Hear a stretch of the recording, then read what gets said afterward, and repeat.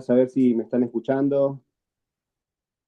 ¿Sí? Se escucha, Elvis, capaz si te acerca un pelín más, se escucha mejor. Se escucha medio así a lo lejos, pero Ok, se escucha. ¿ahí se escucha mejor? Ahí va mejor, ahí va mejor. Ok, ok. Muy bien, buenas noches para todos y gracias al Señor por la oportunidad que me da otra vez de estar con ustedes. Contento, estoy muy agradecido al Señor por todo el tiempo que hemos compartido y agradezco a Dios porque son oportunidades que se presentan una sola vez y bueno, una de las formas que tengo de ser es de no desperdiciar oportunidades en la vida. No sabemos lo que nos trae después el día de mañana y quizás nos quedamos con las ganas de después de hacer cosas y bueno, siempre me gusta como aprovechar todo lo que tenemos para hacer, como dice el libro de Eclesiastés, todo lo que tengas para hacer en tus manos, hazlo, porque el lugar donde vamos no hay ni tierra, ni hombre, ni nada, todo se termina. El día que partimos de esta tierra pasamos a un lugar mejor, pero después no nos podemos quedar con las ganas de poder quizás despreciar oportunidades. Así que para mí es un gozo, un placer estar con ustedes y compartir. Y esta noche antes de comenzar, quiero compartirles un motivo de oración. Estén orando por la iglesia nuestra en Venezuela. Antes de venirnos, nosotros con mi esposa estuvimos trabajando en un ministerio de fundación de plantación de iglesia, a la cual antes de venirnos dejamos allí en Venezuela y fue un tiempo lindo donde tuvimos la oportunidad de plantar de cero, visitar personas, caminar las calles, discipulado, evangelismo y dejamos un ministerio alrededor de 40 personas y bueno, quiero pedirles oración por los hermanos allí. No está fácil la cosa en Venezuela, pero se mantiene, se puede predicar el nombre de Dios. El Evangelio no es perseguido todavía en Venezuela. Hay oportunidades de servicio y de ministerio espectaculares y es una bendición, a pesar de toda la situación política que estamos viviendo y social, se puede predicar el Evangelio y no te persiguen por predicar el Evangelio en Venezuela. Así que quiero que mantengan en sus oraciones allí a la Iglesia Bautista Misionera Esmirna, que es nuestra iglesia de la cual venimos. Está mi familia, mis hermanos ahí en Venezuela, están sirviendo en esta iglesia, hay muchas personas también sirviendo.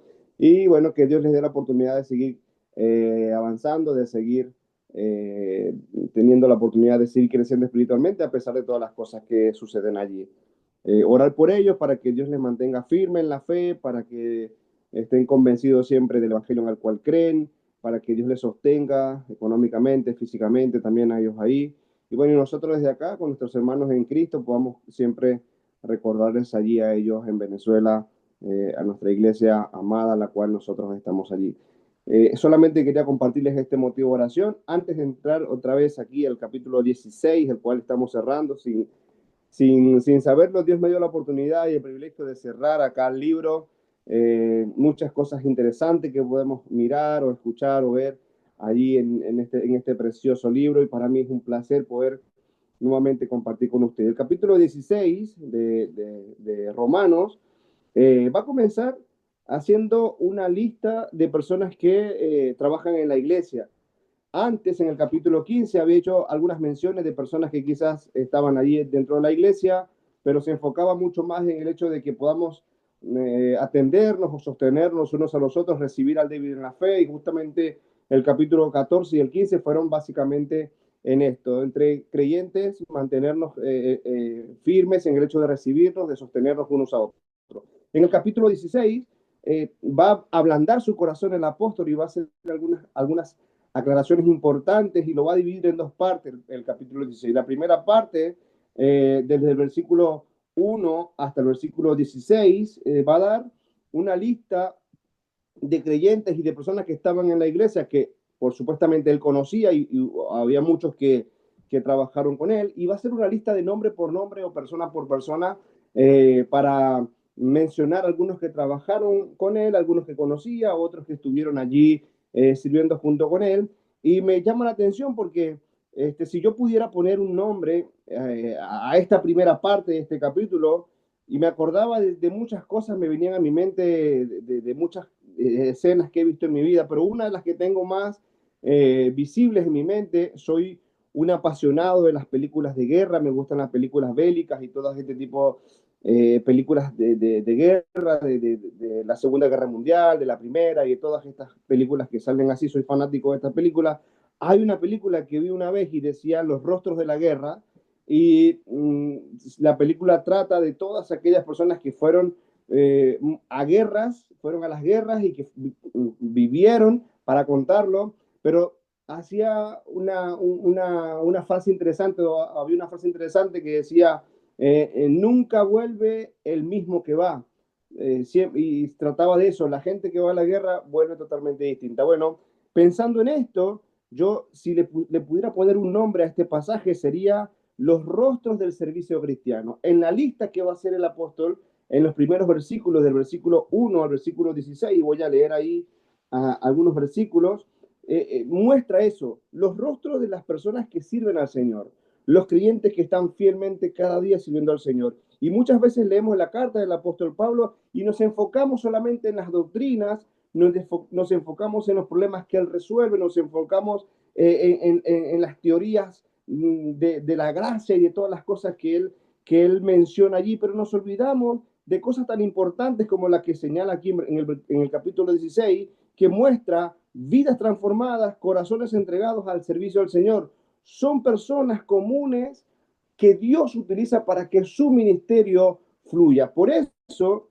Él le da esta parte de 16 versículos para hacer un recuento de todas aquellas personas que estuvieron con Él y que trabajaron con Él. Y yo me pongo a pensar, digo, la iglesia somos personas, la iglesia somos rostros, somos personas, somos gente que está allí, somos personas que estamos sirviendo, somos gente comunes, personas comunes, que quizás algunos ni nos miramos, otros que tienen otras oportunidades de servicio, quizás no todos estamos en el púlpito, pero hay mucha gente detrás del púlpito, de los escenarios, que sirven al Señor y que tienen un papel fundamental para que el ministerio funcione y para que la iglesia esté establecida y siga el propósito por el cual Dios nos ha dejado como iglesia. Cada hombre cuenta una historia diferente de amor, de compromiso.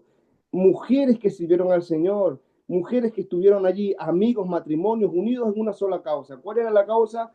El servicio de Cristo. Vamos a leer ahí el versículo 1, si estás conmigo y tienes tu Biblia ahí. Vamos a leer Romanos 16, versículo 1 en adelante. Dice, os recomiendo además nuestra hermana Febe, la cual es diaconisa de la iglesia en Cencrea, que la recibáis en el Señor, como es digno de los santos, y que la ayudéis en cualquier cosa en que necesite de vosotros, porque ella ha ayudado a muchos y a mí mismo.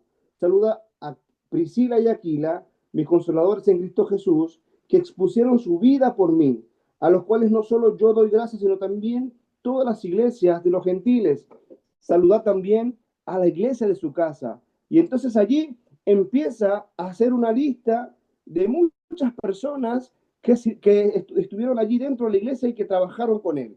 Y lo primero que yo puedo sacar de esta primera parte del capítulo, del versículo 1 al versículo 16, miren, lo vamos a dividir en tres fragmentos. Sería personas que sirven, sería parejas que suman, y sería en el tercer lugar pueblos que sostienen.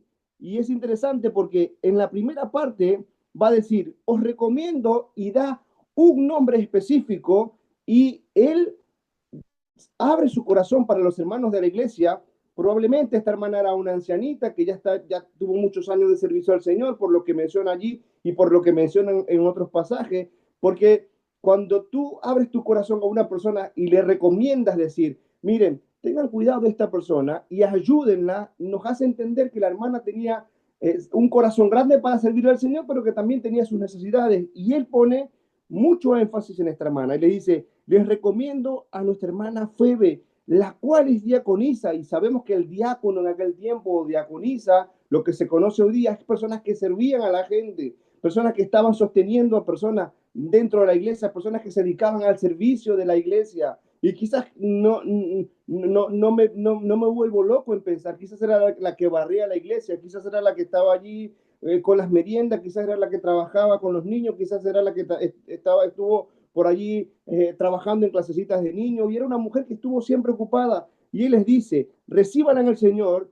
y sosténganla como es digno a los santos. Y la pone, y es tremendo, que la pone quizás a la misma altura de un pastor. ¿Se acuerdan? Cuando dice allí en otros pasajes el apóstol que sostengáis a los que trabajan entre vosotros, sobre todo a los que trabajan en predicar, y que los sostengáis con doble ánimo. Y él le dice allí que la sostengan como es digno de los santos y que la ayudéis en cualquier cosa que necesite, porque me ayudó a mí y a muchos.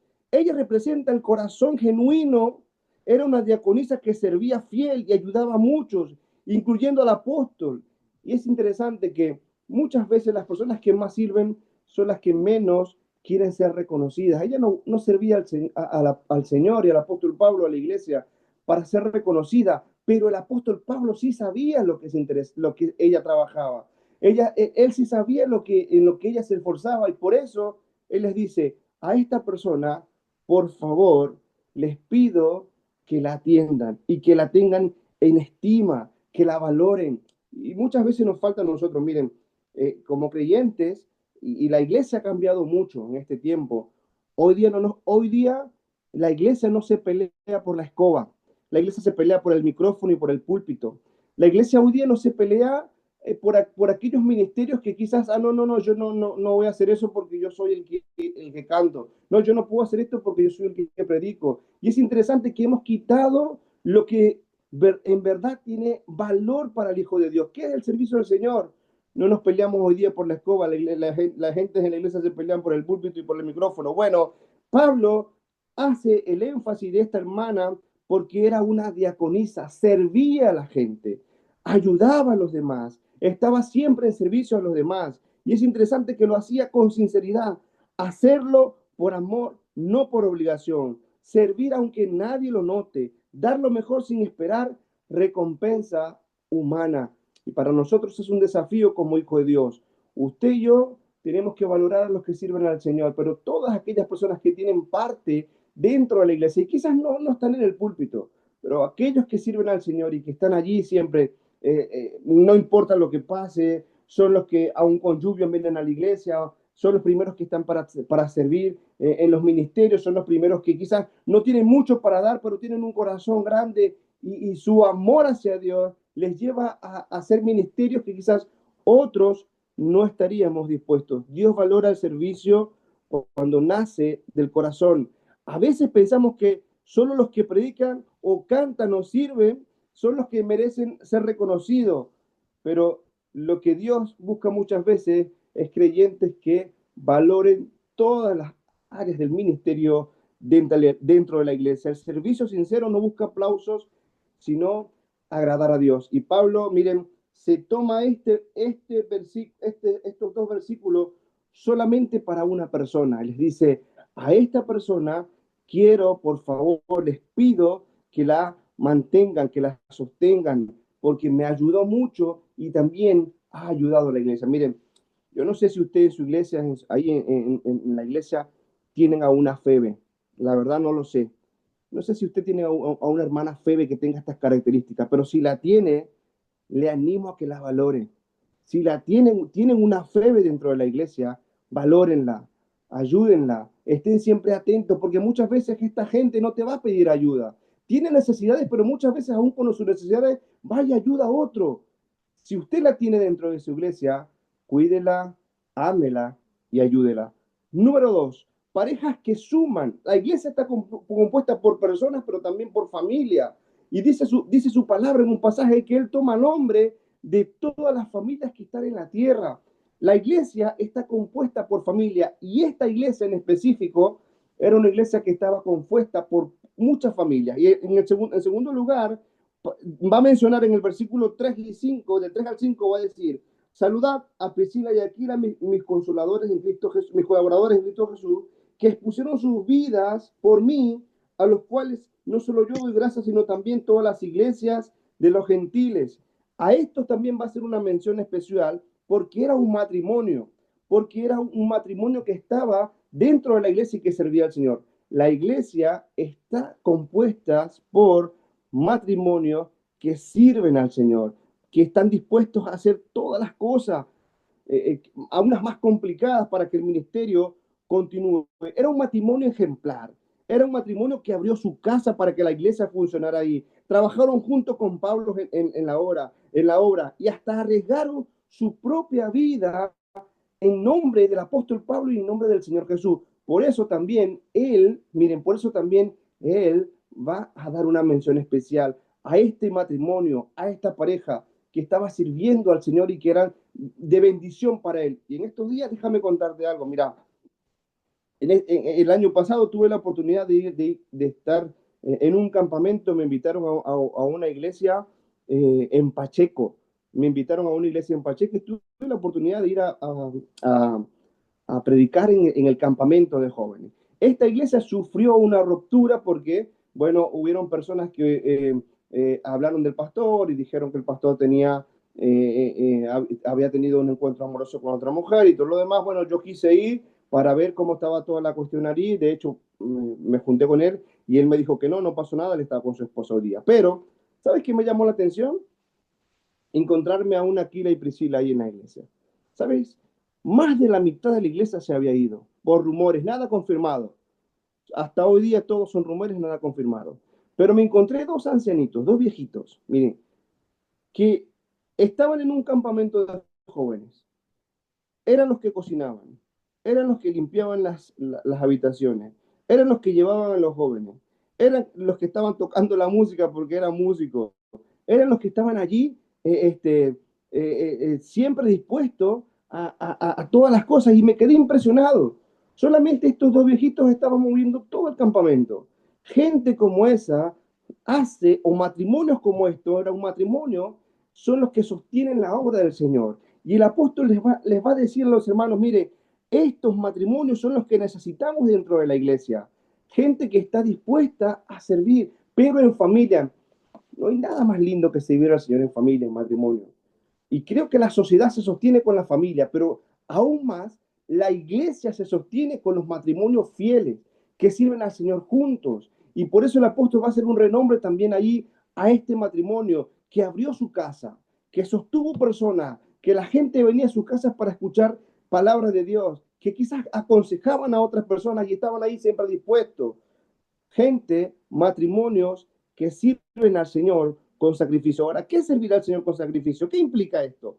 Poner a Cristo antes que la comodidad. Muchas veces los matrimonios quizás nos cuesta un poco el hecho de servir porque, bueno, yo quiero estar tranquilo, no quiero que no quiero tener mucho movimiento, no quiero que nadie me moleste porque meterme a trabajar con los niños me implica esto, con los jóvenes no voy a tener tanto tiempo y quizás los matrimonios en vez de darnos una mano para servir al Señor, como que bueno, no nos metamos en los ministerios porque después nos vamos a tener tiempo para esto. Servir al Señor implica sacrificio, servir a Cristo implica poner la vida de las personas antes que mi comunidad, estar dispuesto a perder algo por ganar almas.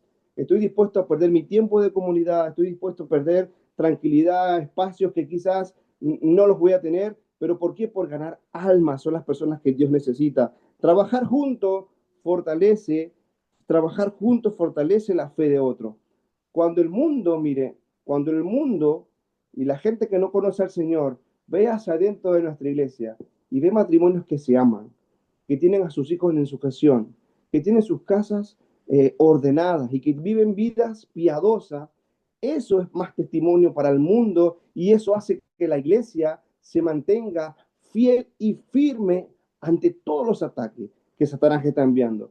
Su objetivo es destruir la familia, porque si destruye la familia, se destruye la sociedad, pero si destruye la familia, se destruye la iglesia. Hoy hay tiempos en que muchos buscamos los intereses propios, pero Dios sigue buscando matrimonios que les sirvan de corazón. Dios está buscando a Priscila y a Aquilas dentro de la iglesia. El sacrificio compartido fortalece la misión del Señor.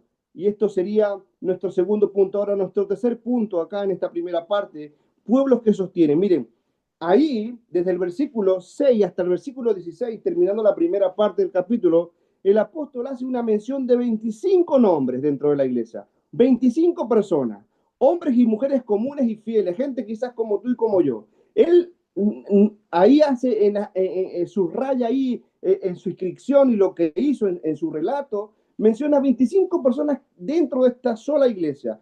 Gente quizás que no hizo ningún milagro, gente que nunca se paró en el púlpito, quizás gente que nunca tuvo un ministerio espectacular, gente quizás que no cantaba, gente que quizás no tenía impacto hacia afuera, pero era gente llena de amor, de hospitalidad, de oración y de esfuerzo.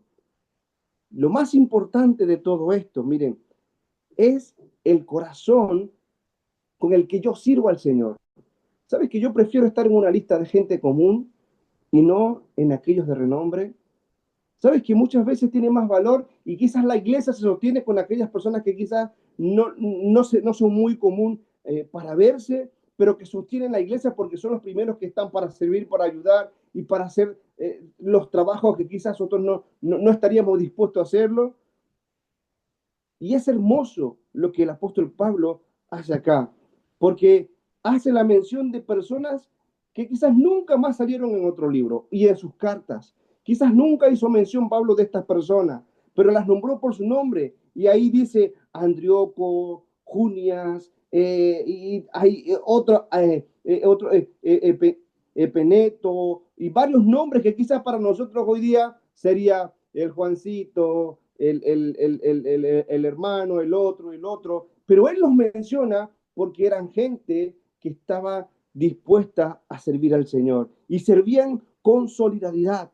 Entender que todos somos parte del cuerpo es importante, que todos somos una familia y que cada uno tiene su función. Apoyarnos mutuamente en la fe es importante.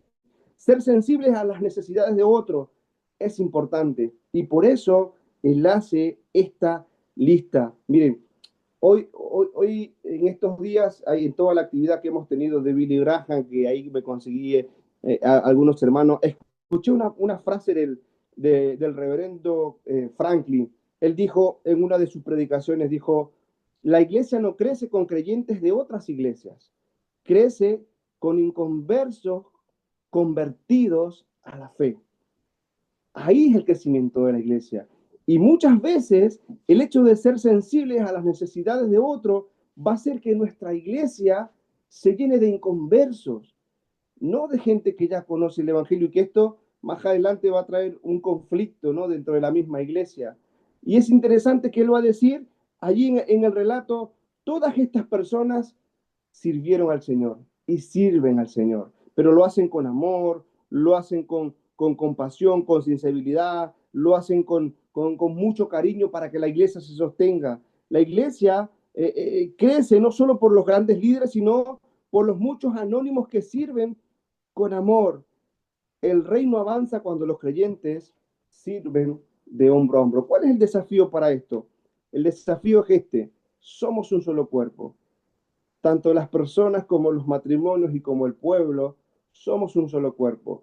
Todos estamos en la misma función, que es que el evangelio se ha expandido y se ha predicado y que la iglesia crezca, que la iglesia avance y que seamos el modelo para nuestra sociedad. Ese es nuestro objetivo.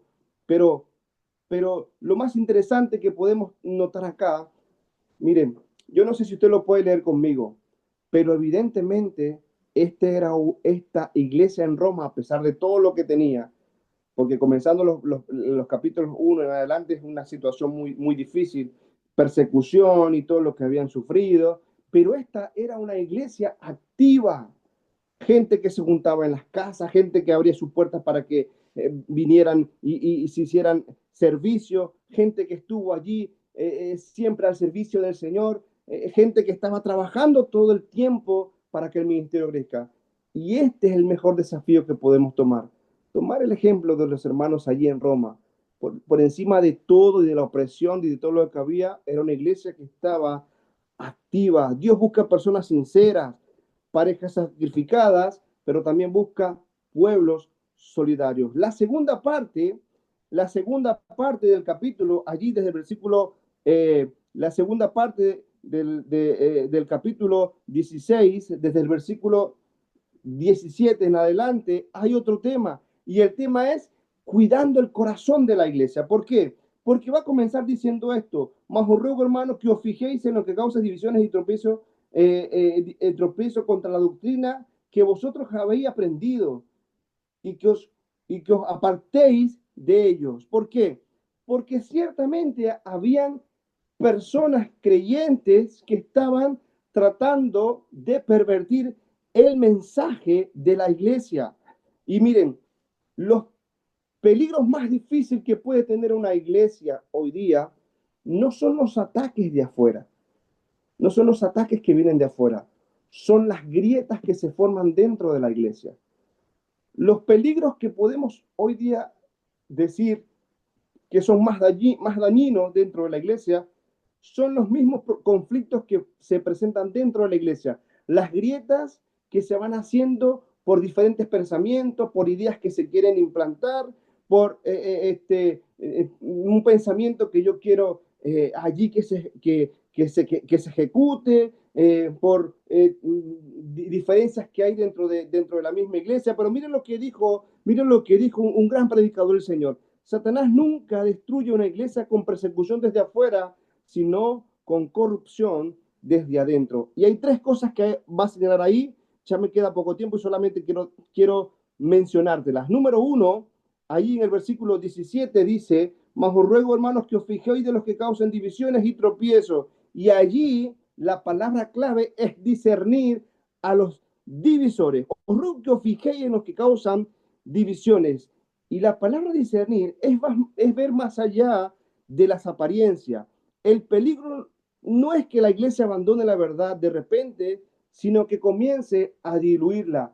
Evidentemente, habían personas que estaban enseñando otras cosas, pero no abiertamente, sino que iban y hacían un comentario, hablaban con el otro y hacían una frase por aquí, otra frase por allá, y entonces se estaba comenzando a hacer un gran revuelo con las enseñanzas que ya Pablo había dejado. Y él dice: yo quiero que los identifiquen, yo quiero que usted mire quién es el que está causando el conflicto y entonces apártese de ello.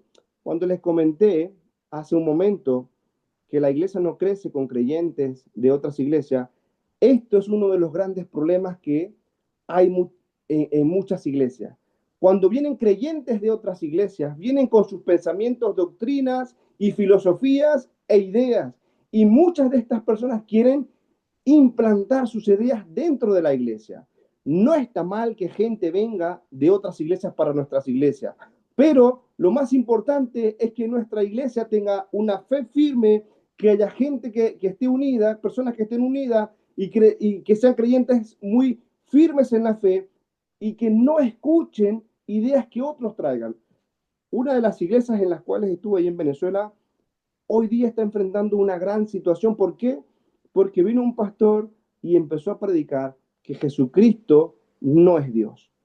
Él empezó a decir por varios pasajes unas ideas que tenía, hizo algunas cosas y empezó a predicar que Jesucristo no es Dios. Y nosotros vemos, y cuando estudiamos la Biblia, entendemos que toda religión que no tenga a Jesucristo como Señor es una secta. Entonces, situaciones como esta de gente que por ahí me iluminó, o estoy iluminado, o este pasaje, o este pensamiento, creo que dice así, o creo que va por acá. Entonces comienza una semilla, empieza a entrar una semilla, entonces allí se comienza a propagar y ahí viene una gran grieta. Y entonces empieza la iglesia a diluir el mensaje y comenzamos a desviarnos. ¿Cuántas iglesias hoy día comenzaron bien como los Gálatas y después terminaron mal? ¿Cuántas iglesias hoy día eran iglesias biblicistas y hoy día siguen otras corrientes donde ya no es pecado nada, donde quizás están yendo tras otros pensamientos? ¿Cuántas iglesias comenzaron bien y hoy día están fuera de lo que la palabra de Dios enseña? ¿Pero por qué comienza?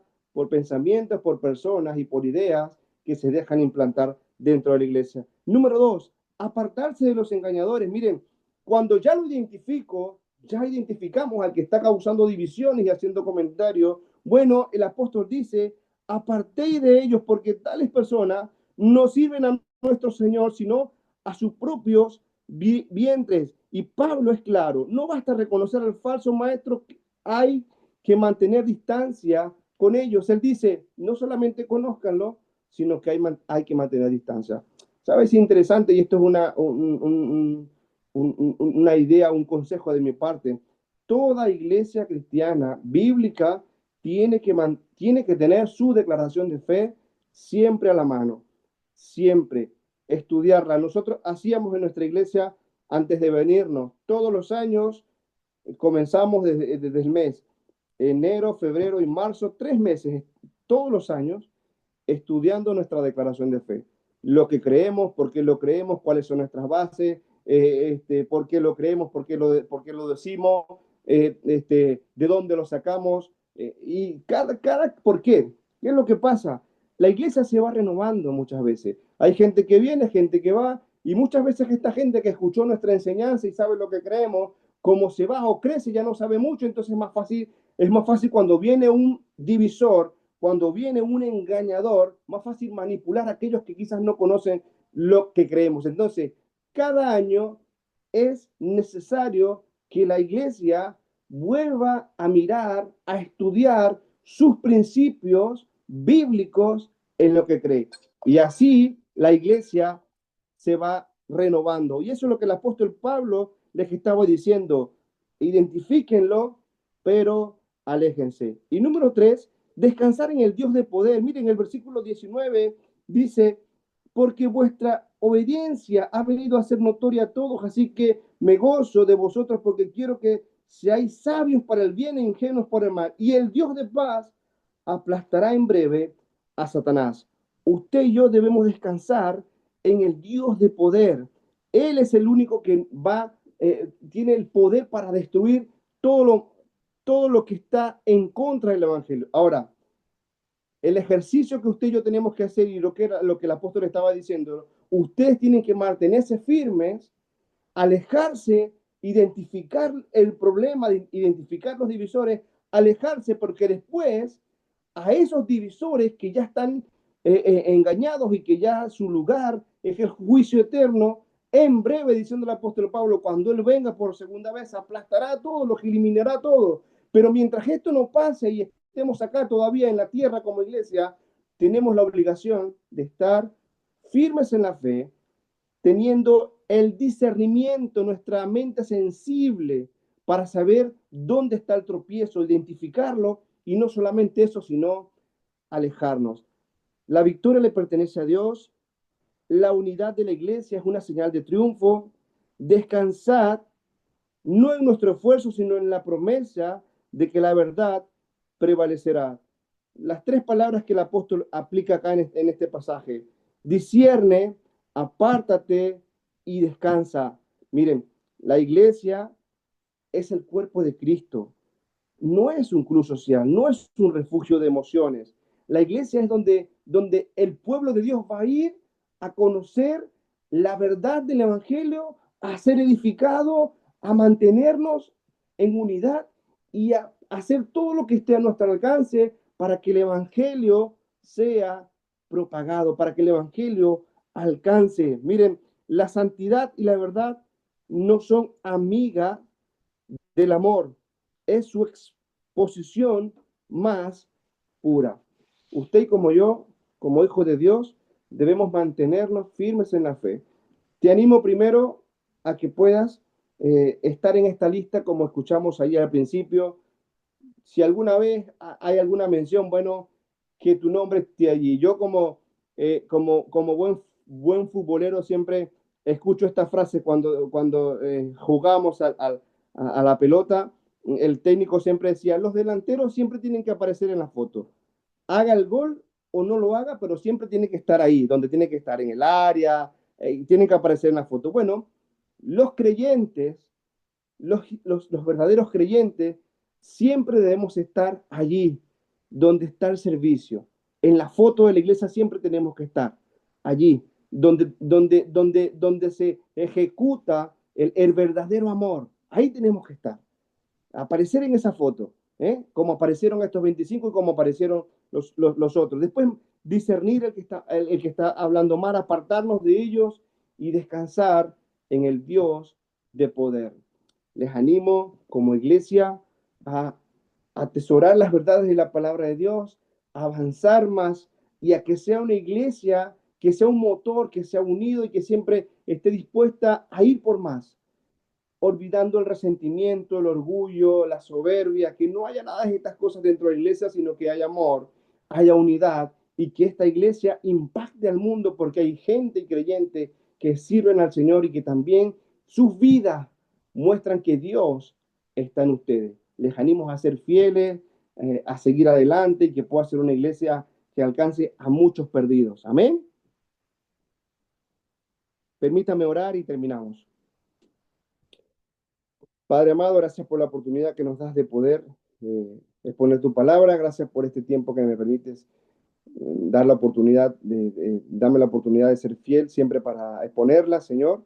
Quiero darte las gracias por la vida de cada uno de mis hermanos y a pesar de la lluvia y de todas las cosas que hay, pueden estar allí, Señor. Oramos para que puedas bendecir esta iglesia, Señor, pueda crecer, pueda avanzar y que los creyentes estén siempre unidos, Señor, unidos como hermanos, como personas, unidos como parejas, como matrimonios que sirven, Señor, y que siempre el objetivo sea servirte y que tu nombre sea expandido, Señor, a muchas personas y que esta iglesia pueda crecer, que muchos inconversos puedan llegar, que puedan conocer, Señor, y puedan crecer. Gracias por la oportunidad que me das de estar con ellos. Dejo todo en tus manos, Cristo Jesús. Amén, amén.